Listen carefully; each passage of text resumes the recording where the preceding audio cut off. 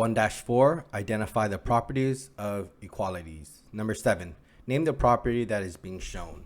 So A, make sure it looks like -3 plus 6 is equal to 6 minus 3.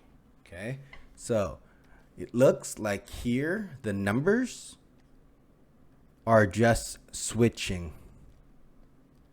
Okay, the 3 here was in front, and then the -3 was in the back. The 6 was second, now it is first.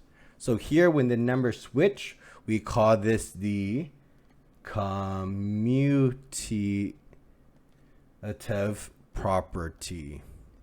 Okay, and that is when the numbers switch.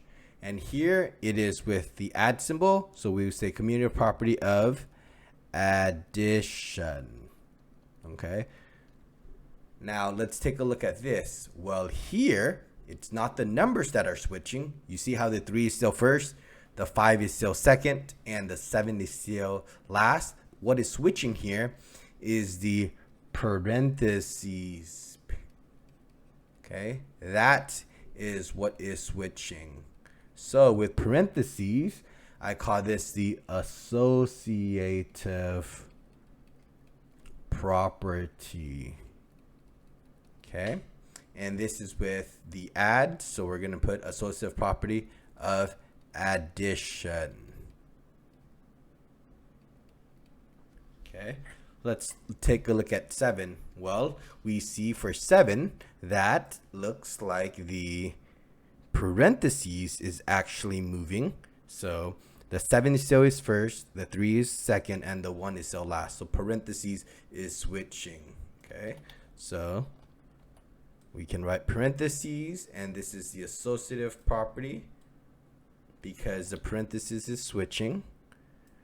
But this time it's of multiplication because of the dot.